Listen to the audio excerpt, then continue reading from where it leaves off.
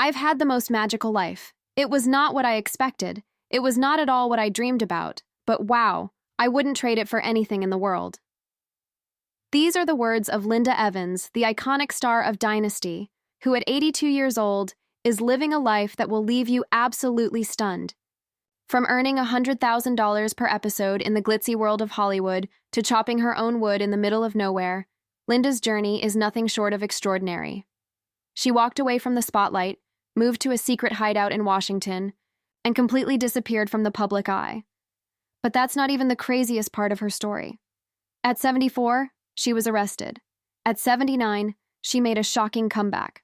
And wait until you hear what she did with a live eel on TV that broke the internet. This is the unbelievable life of Linda Evans, a woman who has lived through it all: love, betrayal, fame, and reinvention. Linda Evans was born Linda Evenstad on November 18, 1942, in Hartford, Connecticut.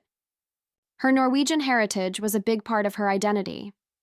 The name Evenstad came from a small farm in Ness, Hedmark, where her paternal great-grandmother had lived before immigrating to America in 1884. She was the second of 3 daughters born to Arlene and Alva Evans, both professional dancers. Creativity and performance were always present in her home, but despite being surrounded by the world of entertainment, Linda was an extremely shy child who avoided attention whenever possible. When she was just 6 months old, her family moved from Hartford to North Hollywood, California. This change put her right in the middle of the entertainment industry, though she had no plans of being part of it. She attended Hollywood High School, where she shared classrooms with future stars like Carol Wells and Stephanie Powers. Her parents' love for performance never really influenced her. While they thrived in the spotlight, Linda preferred to stay in the background. She struggled with crippling shyness, making it hard for her to feel comfortable in social situations. At 14, her parents saw that she needed help overcoming her fear of attention. They encouraged her to take acting classes, not to push her toward a career in Hollywood, but to help her gain confidence. At first, she was hesitant. Standing in front of people and performing felt terrifying, but acting gave her something unexpected. It allowed her to express herself in a way that felt safe. Instead of feeling exposed, she felt free. Playing different roles helped her tap into emotions she had always kept hidden. That decision changed everything. At 15, she went with a friend to a television commercial audition. Her friend was nervous, and Linda was there for support. She had no intention of trying out, but fate had other plans. A director at the audition noticed her and asked if she wanted to read for the part. She had never auditioned for anything before, but she agreed. To her surprise, she got the role. That unexpected moment introduced her to acting in a way she had never imagined. The commercial led to more opportunities. Soon she was doing modeling work and landing small roles on television. In 1960, she got her first speaking part on Bachelor Father, a popular series at the time. On set, she met John Derek for the first time. Neither of them knew it then, but their paths would cross again years later in a way that would change both of their careers. She also appeared on The Adventures of Ozzie and Harriet, another well-known show of the era. These early roles were small, but they gave Linda experience in front of the camera and helped her grow more comfortable in an industry she had never planned to be part of. At 23 years old, Linda Evans was cast as Audra Barkley in The Big Valley, a Western series that aired on ABC from 1965 to 1969. It was a defining moment in her career. The show followed the wealthy Barkley family as they fought to maintain their ranch in California's San Joaquin Valley. In all 112 episodes, alongside Hollywood legend Barbara Stanwyck and rising talent like Lee Majors. Audra Barkley was more than just the youngest sibling in the family. She was strong-willed, compassionate, and unafraid to stand up for what she believed in. In an era when television was starting to embrace more independent female characters, Audra stood out. Evans brought charm and depth to the role, making her one of the most beloved characters on the show. At first, she almost turned down the role. Her boyfriend at the time didn't approve, and she considered walking away. But the producers refused to release her from the contract. That decision changed everything. The show became a success, even winning an Emmy in 1966 for Outstanding. Achievement in Film Sound Editing. For Evans, it was more than just a popular show. It was the opportunity that launched her into stardom. Working with Barbara Stanwyck was one of the most important experiences of Evans's career. Stanwyck was known for her no-nonsense attitude and deep professionalism. She took Evans under her wing and taught her how to command attention on screen. In one unforgettable moment, Evans struggled to understand what it meant to have presence in a scene.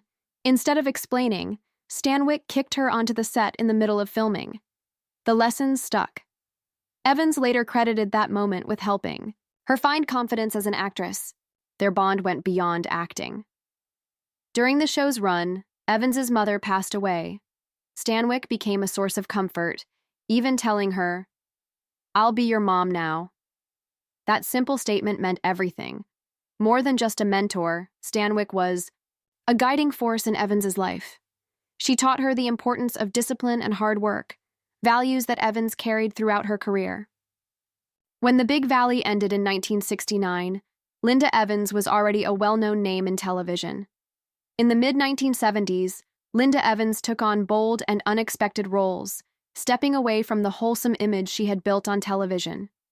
In 1974, she starred in The Klansman alongside Lee Marvin and Richard Burton. The film, based on William Bradford Huey's novel, told the story of a racially divided Southern town on the brink of violence. Evans played Nancy Poteet, a young woman whose assault triggered rising tensions between Black residents and the town's white authorities. The film aimed to tackle serious social issues, but critics felt it handled them poorly. Many saw it as exploitative rather than thought-provoking.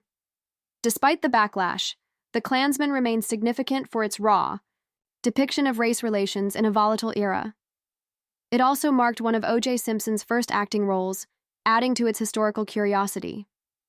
In 1975, Evans took on a completely different role in Mitchell, a crime thriller starring Joe Don Baker. She played Greta, a high-class escort caught in a dangerous world of corruption. The film followed Baker's character, an aggressive detective, taking on powerful criminals with his own brand of justice. Greta wasn't just a love interest. She was tangled in the film's larger conflicts, making her an important piece in the story's puzzle. Mitchell was not well received at the time. The New York Times called it mindless small-screen entertainment, and critics dismissed it as forgettable. But years later, it found an unlikely second life when Mystery Science Theater 3000 featured it in the 1990s. Its exaggerated action and tough guy cliches made it a cult favorite. Evans's performance showed her willingness to take risks, even in films that didn't get critical praise. These roles were a clear departure from her days as Audra Barkley on The Big Valley. They let her explore darker, more complex characters. But they also showed how difficult it was to transition from television to film. Still, her persistence led her to one of the most notable projects of her career. In 1980, Evans starred in Tom Horn alongside Steve McQueen. The film told the real-life story of Tom Horn, a legendary scout turned vigilante caught in a deadly conflict over cattle rustling. McQueen played Horn as a man haunted by his violent past, trying to find his place in a changing world. Evans played Gwendoline Kimmel, a schoolteacher who became one of the few people to offer Horn kindness and understanding. Her character brought warmth to a story dominated by lawlessness and betrayal. The production of Tom Horn faced serious challenges. McQueen's health was already in decline due to mesothelioma, an aggressive form of cancer. His illness added a quiet intensity to his performance, making it one of the most poignant of his career. The film itself received mixed reviews. Some critics praised McQueen's depth and authenticity, while others felt the pacing was uneven. Over time, Tom Horn gained more appreciation, especially among Western fans who saw it as an underrated entry in McQueen's filmography. For Evans, the film proved she could hold her own alongside one of Hollywood's biggest icons. It also marked an important shift in her career. Though she continued acting in films, her most defining role was still ahead of her. Linda Evans was 39 when she landed the role of Crystal Carrington in Dynasty. In Hollywood, that was considered too old for a leading lady. But producer Aaron Spelling ignored the industry's usual rules. He wanted someone with classic glamour and warmth. Evans had both. When Dynasty premiered on January 12, 1981, She played Crystal, the secretary-turned-wife of oil tycoon Blake Carrington. She started with a salary of $15,000 per episode, but by 1989, that number had jumped to $100,000, making her the highest-paid actress on television. This role was a second chance for Evans. In the 1960s, she was a star on the Big Valley, but by the late 1970s, her career had faded. Dynasty was supposed to be her big comeback, though it didn't seem that way at first. The show struggled in its first season, ranking number 29 in the ratings. Everything changed in 1982, when Joan Collins joined as Alexis Carrington, Blake's ex-wife. With her arrival, Dynasty took off. By 1984, it was the #1 show in America, drawing 20 million viewers a week. Playing Crystal wasn't just about looking elegant. The role was physically demanding. One of the most famous moments in the show's history came in 1983, when Crystal and Alexis fought in a lily pond. It took 2 days to film, and Evans insisted on doing her own stunts. That scene became a cultural phenomenon, drawing 30 million viewers. Fans loved watching Crystal and Alexis go head-to-head. But off-camera, things weren't as entertaining. Evans and Collins had a difficult relationship. Collins was an experienced scene stealer who liked to rehearse over and over to control how a scene played out. Evans preferred a more natural approach. This difference in style led to tension. During one fight scene, Collins accidentally hit Evans in the jaw. She later joked, "That's not acting. Linda really hated me." Evans didn't find it funny. She once refused to film a scene where Alexis humiliates Crystal at a charity gala. The tension peaked in 1985 when Collins criticized Evans's delivery during a table read. Evans stormed out. Despite the stress, their rivalry kept viewers hooked. In May 1985, Dynasty aired its most-watched episode, the Moldavian Massacre season finale. In this cliffhanger, terrorists attacked a royal wedding, leaving Crystal and Alexis caught in the chaos. The episode drew 35 million viewers. Off-screen, though, Evans was struggling. The stunts had taken a toll on her body, leaving her with chronic back pain. She also felt trapped by the increasingly outrageous scripts. By 1989, she had enough. She filmed just 6 episodes of season 9 before walking away. Looking back, she said, "I felt like a puppet. Crystal was trapped, and so was I." Even with the challenges, Evans's performance didn't go unnoticed. In 1982, she won the Golden Globe for Best Actress in a Drama Series, tying with Dallas star Barbara Bel Geddes. She earned 4 more Golden Globe nominations and a 1983 Emmy nod, though she never won. Fans adored her. She took home 5 consecutive People's Choice Awards, a record that stood until Jennifer Aniston's run on Friends. At the height of her fame, Evans appeared on 6 magazine covers in a single month. She also became one of TV's first major brand ambassadors, signing a $2 million deal with Crystal Light in 1984. Her beauty and exercise book, released in 1983, sold 500,000 copies. But Dynasty's biggest off-screen controversy came in 1985, when Rock Hudson guest-starred as Crystal's old flame. The script called for a kissing scene between Evans and Hudson. At the time, no one knew he was battling AIDS. To protect her, Hudson gargled antiseptic mouthwash before filming. When his diagnosis became public, Evans faced backlash. Crew members avoided her, and some refused to share a makeup trailer. "I became a pariah overnight," she later said. ABC even considered cutting the kiss from future broadcasts, but by then, 28 million people had already seen it. Meanwhile, her feud with Collins never really faded. In 1986, Collins mocked Evans's acting, saying her range was from A to B. Evans was so insulted that she skipped Dynasty reunions for over a decade. It wasn't until 2006, when they both appeared on Hell's Kitchen, that Collins finally admitted, "We were oil and water, but the show needed both." Evans left Dynasty in 1989, exhausted from nearly a decade of high-stakes television. She had become one of the most iconic figures of the 1980s, but the experience drained her. Years later, she admitted that while the show made her famous, it also left her feeling trapped. Still, Dynasty remains her defining role, securing her place in television history. Linda Evans's life was shaped by love, betrayal, and reinvention. Her first marriage to actor-director John Derek seemed like a Hollywood fairy tale. When they wed in 1968, she was 25. They had met on the set of The Big Valley, and she was drawn to his confidence and charm, despite their 16-year age gap. For nearly a decade, she put his career first, stepping away from acting because he wanted her to focus on being his ideal wife. She did everything to make the marriage work, believing in the life they were building together. Then came Christmas Day in 1973. That morning, Derek sat her down and told her he was in love with someone else, 17-year-old Bo Derek. He had met Bo when she was just 16 during a film shoot in Greece.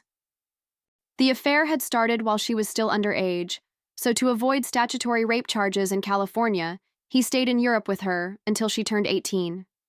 Evans was shattered. She later admitted she felt worthless and even considered ending her life. The divorce was finalized in 1974, but the pain lingered. 2 years later, Derek married Bo, and they stayed together until his death in 1998.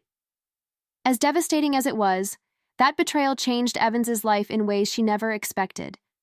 Determined to rebuild, she called her agent in 1974 and begged for work.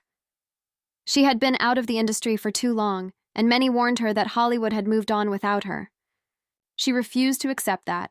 She took any role she could find, determined to prove herself again. In 1981, she landed the role of Crystal Carrington on Dynasty, earning $100,000 per episode and winning a Golden Globe. Years later, she realized something ironic. If she had stayed married to Derek, she never would have taken that role. He had controlled her career choices, refusing to let her work on projects without him. His betrayal had been the worst thing that ever happened to her, but it also set her free. Decades later, Bo Derek admitted she still felt guilt over what happened, calling the affair a horrible thing that broke her heart. But Evans had long since made peace with it.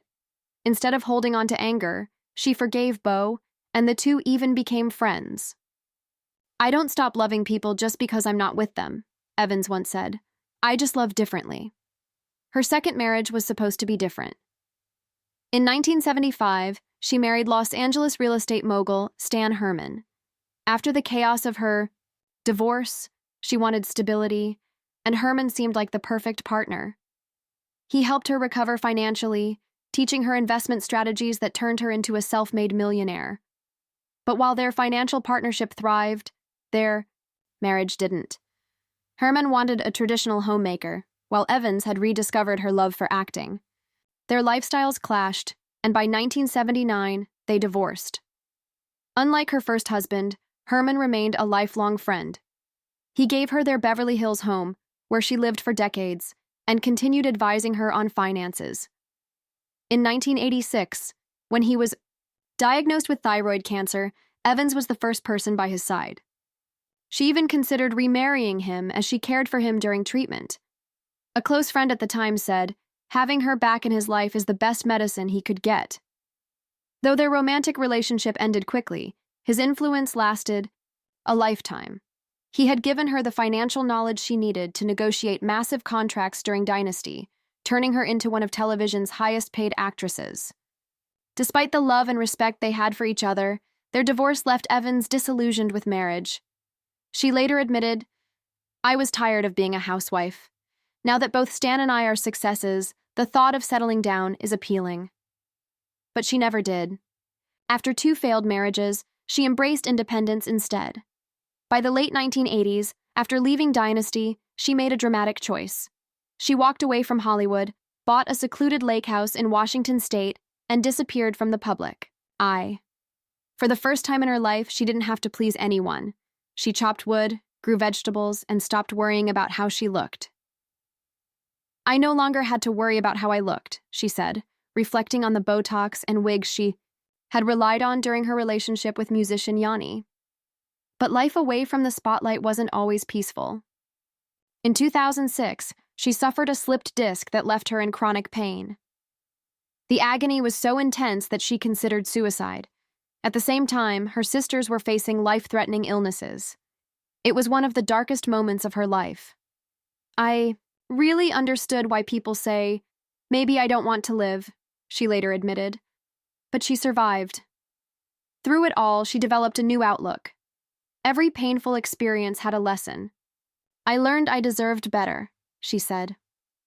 Romance came and went. She spent 9 years with Yanni, who was 12 years younger, but she never remarried. By 2023, at 81 years old, she had no regrets. Joy doesn't come from the spotlight, she told Northwest Primetime. It comes from the life you choose. She turned down reality TV offers, wrote a memoir focused on self-discovery, and became an advocate for elder care reform after a DUI arrest at 74. The incident was caused by painkillers she had been taking for her spinal injury, a stark reminder of the struggles that came with aging. Her story, from betrayed wife to independent woman, became a testament to resilience. Anything is possible when you reclaim your life, she once said. And if she could go back and change anything, she wouldn't. I would not change my past, she declared. It made me who I am. Linda Evans left behind the luxury of Beverly Hills for something completely different. In 1989, she moved to a 70-acre property in Rainier, Washington, a quiet retreat with a river, guest cottages, and a small circle of close family and friends. She had bought the land while still starring in Dynasty, but once Hollywood was behind her, it became her full-time escape. I live in heaven here, she said, sharing her home with her sister-nephew and ex-stepdaughter, Sean Derrick. Her lifestyle changed completely. She downsized to a 2-bedroom house filled with natural light and spent her days gardening and hiking. She wanted something real, far from the superficiality of fame. You want to be where your heart feels safe, she told Oprah, adding that, getting older had given her more certainty in who I am. She also embraced alternative healing, studying Eastern philosophy and naturopathy after being diagnosed with idiopathic edema. Her search for spiritual understanding led her to J.Z. Knight's Ramtha's School of Enlightenment, a controversial group that played a role in her decision to settle in Washington. Long before wellness culture became mainstream, Evans was already promoting the connection between beauty and well-being. In 1983, she published the Linda Evans Beauty and Exercise book, a 125-page guide combining fitness, skincare, and mental health. The book, released by Simon & Schuster, sold over 500,000 copies.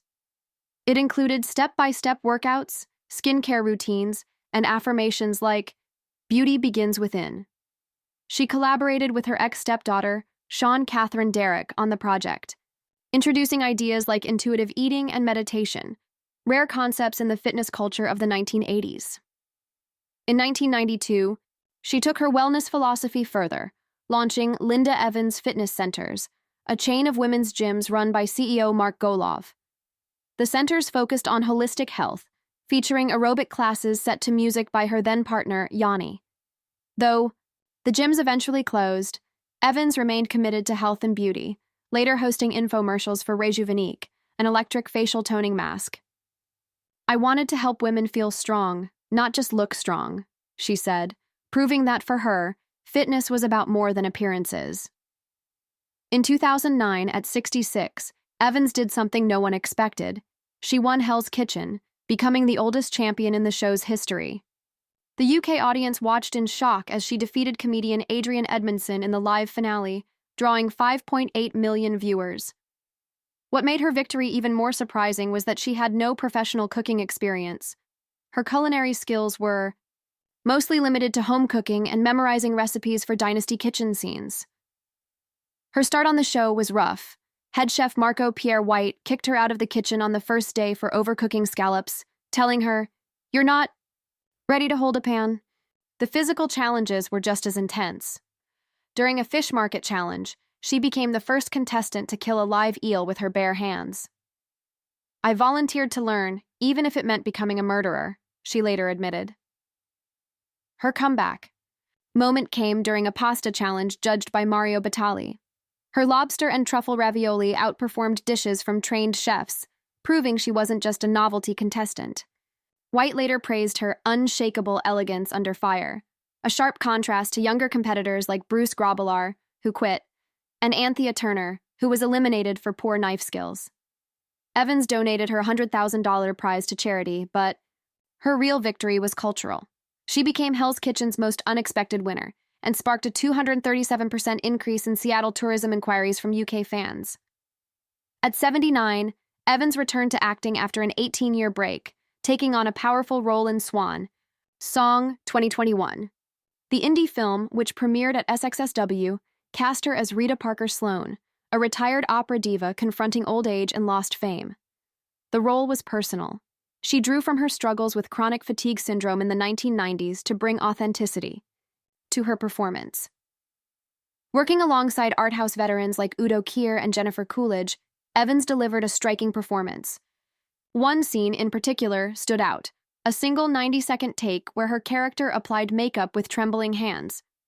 She rehearsed it for 3 weeks, ensuring every movement reflected the vulnerability of aging. The film scored 92% on Rotten Tomatoes, with critics comparing her performance to Gloria Swanson in Sunset Boulevard. Though she was only on screen for 11 minutes, her presence had a lasting impact. Within a month of Swansong's release, streaming views of her 1983 TV movie Bare Essence jumped 41%. Her resurgence in the 2020s brought her an entirely new audience. Clips of her legendary Dynasty catfight with Joan Collins racked up 14.2 million views on TikTok.